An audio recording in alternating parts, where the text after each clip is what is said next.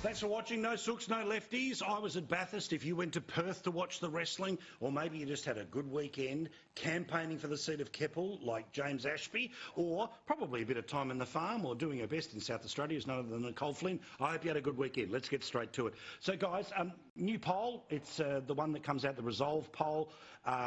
And it shows that the supposed recovery of the Prime Minister is not actually happening.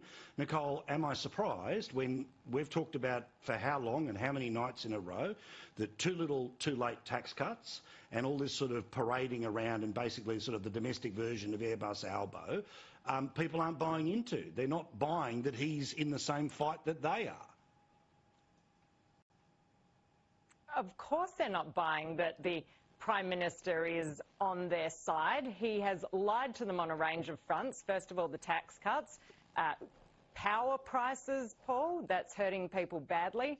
Not to mention, cost of living under Labor has gone through the roof. As we know, we're talking about it virtually every single week.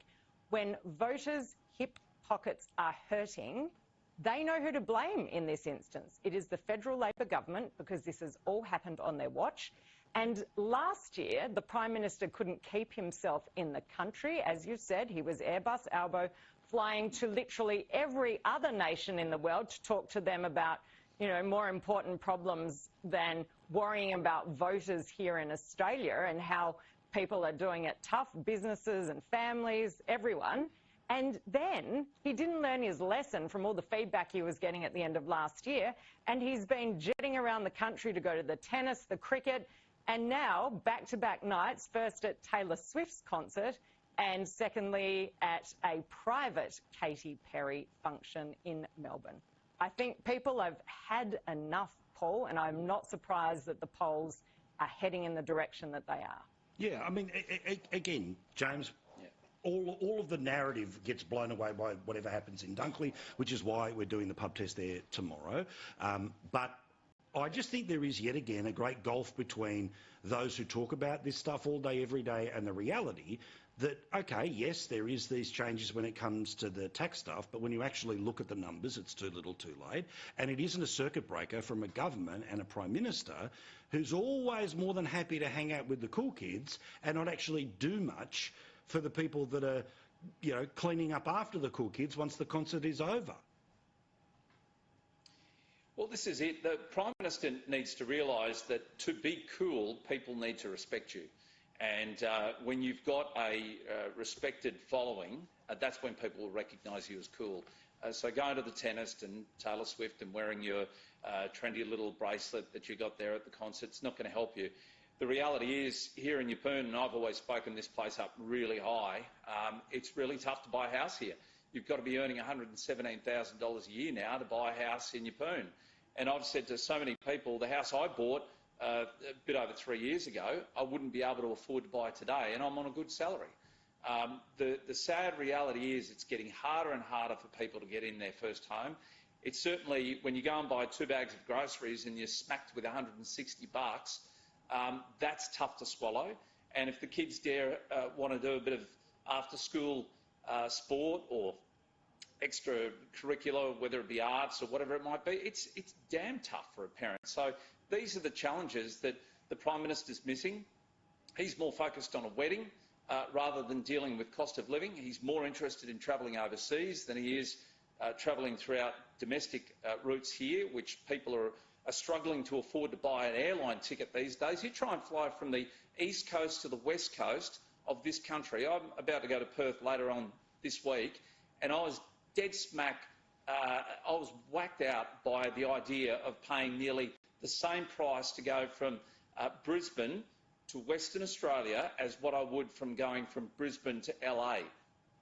These are the issues that Australians are putting up with, and the Prime Minister just does not see what ordinary Australians are putting up with. Oh, 100%. I mean, you know, certainly as somebody living in the middle of the country, Nicole, you know what it's like to fly to either side of the country as well, let alone Queensland and the rest. By the way, James, I know that you're not a Bond villain, but I do like the puppy that's in your lap right now. Tell us the story of the puppy. What's the name? Because people are going to be watching and going, yeah, OK, good point, but who's the dog? What's the dog? Sorry, Sorry, mate. I'm worried that if I put her down, she's going to piddle over the carpet. No, so that's hold why her I up. picked her up. I've Hold been her left up. with her up. She's only brand new. She started off with a name. And look at her. She's a moodle. She started off with the name Thrippence, and everyone hated it. So I think it's gone to. Actually, I can't remember her name now. It was only changed today. So probably a Thripney anyway, Bunga. It'll be she's now. lovely, but. All right. Well, make sure that when you get ready for the cartoon in a week's time, that of course all premieres on Friday. Find a way to get a dog in there. So let's talk about Dunkley here. And I've got to say, Nicole Flynn, the person to talk to about this. So Advance Australia is referred to as the right-wing version of Get Up, right? How dare they insult them in that fashion, right? Now, they are running hard. They are running particularly aggressive lines against the government, and that's fine. That's what these sort of third-party advocacy groups can do. But Get Up has literally terrorised people like yourself in the past. In terms of campaigns, the types of stuff that they're willing to put around about a Conservative Liberal MP was pretty nasty. So it is, I've got to say, a little bit hilarious watching the left-wing media clutching its pearls about basically a version of the same tactic being used against their poor dears. There's not much self-reflection going on, is there, from the left pole? But that's what we expect from the left of politics. They can dish it out, but they certainly can't take it. Everything that I've seen Advance Australia put out, and I can't say I'm following Dunkley on a day-to-day basis, but it looks factual. I don't even know that I'd call it aggressive. I'd call it statements of fact. Everything I've seen has been directed at the Prime Minister and the Labor government. Compare and contrast with what Get Up did to me in 2019. It was all targeted directly at me, and it was very personal.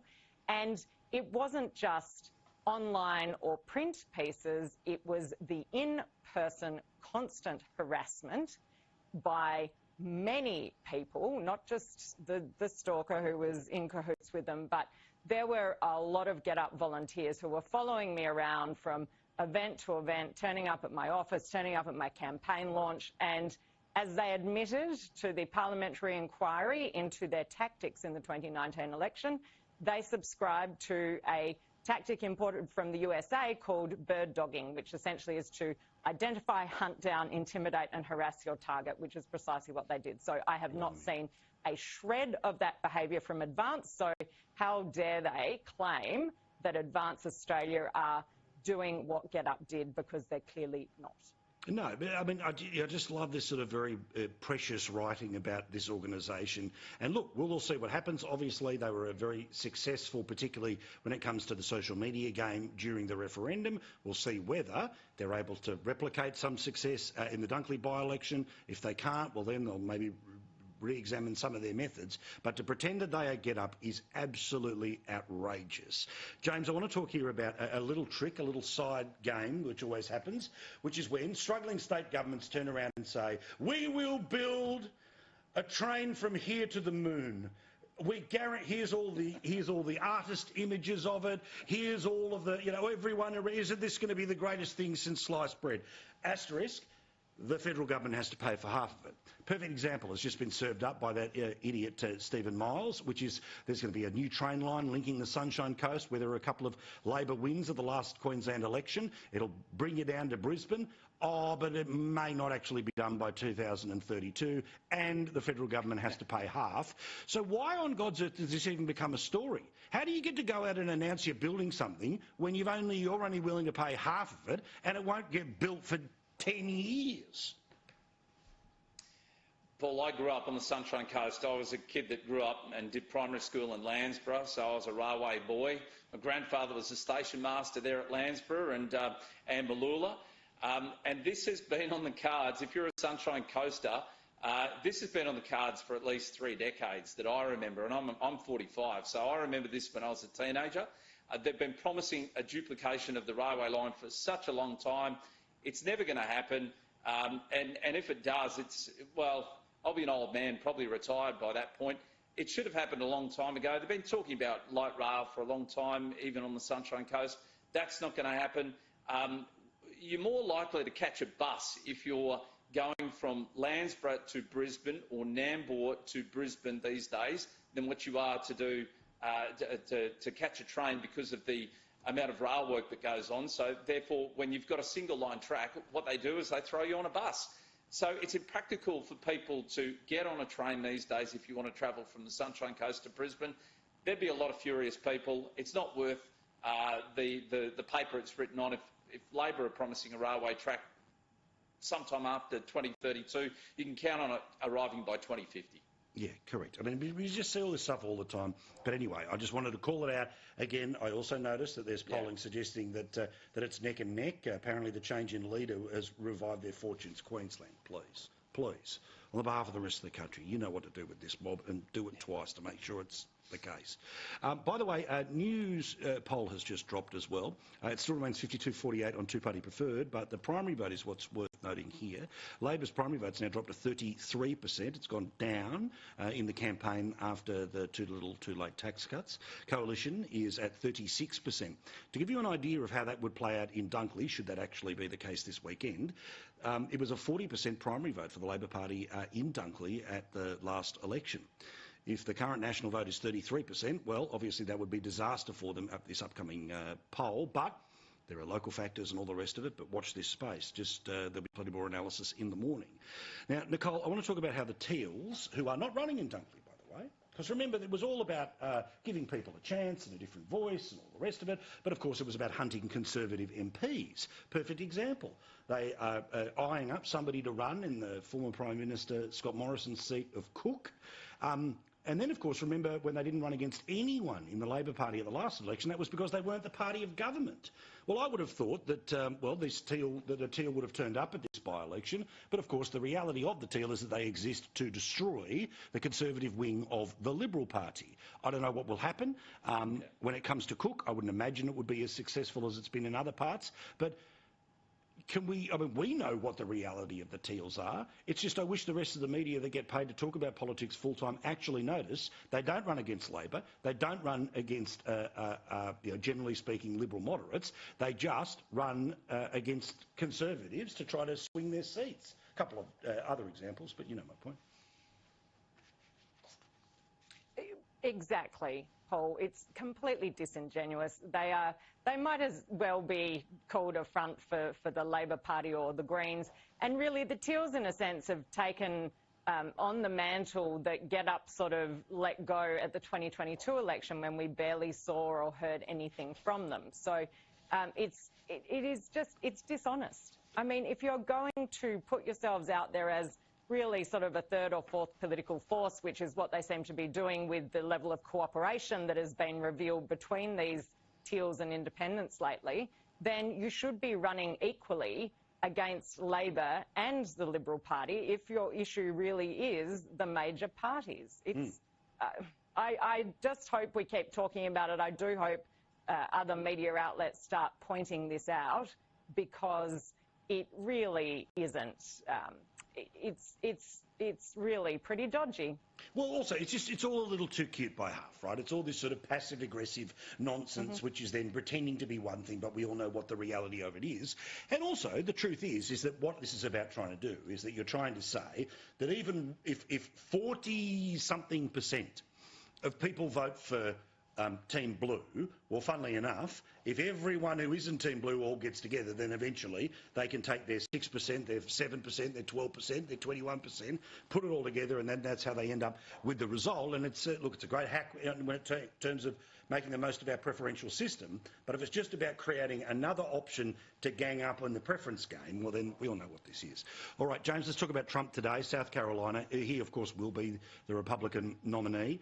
Nikki Haley's going to stick around. I think the reason she's going to stick around is because she's hoping that the Supreme Court will uphold the states that want to bounce him off the ballot, and then literally the chances of him being the candidate automatically disappear at that point in time.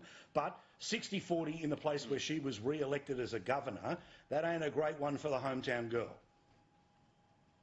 Oh no, I can't wait for October. First of all, we've got a state election here in Queensland I'm hoping to take out here in Keppel, but more importantly, November, a month later, or October, November, we'll have hopefully a Trump re-election. So that's the way it's headed. If Biden maintains this position, he's going to run as the opposition against Trump, it's going to be a very interesting election. But no, Trump's in for sure. It's a great outcome. Between wedding tents at the Lodge, Taylor Swift and everyone going nuts about that, and of course Trump versus Biden, the cartoon series Please Explain is going to be fascinating to see, and you'll see it starting Friday again, season 3, very excited. All right, bold predictions for the week ahead. Nicole Flint, I hate to tell you, this is legally binding, so make it count. Well, obviously a Liberal win in Dunkley. Can't wait. There you go. Good. Nice, clean prediction. For you, James, that's a bold one, and I like it. A bold prediction from you. Ooh, I'll probably clean up another 5 piddles in the next 24 hours. But also, but on top of that, watch One Nation's numbers grow within the next week. Oh, okay. Stand by. Stand by. And what does he mean by numbers, everyone? What does he mean by numbers? In the Parliament? In the polls? Who knows? Prediction has been delivered. Thank you very much, James. Thank you very much, Nicole. Enjoy yourself this week, and we look forward to all of your promises coming true. Or dare I say predictions. All right, quick break. Back with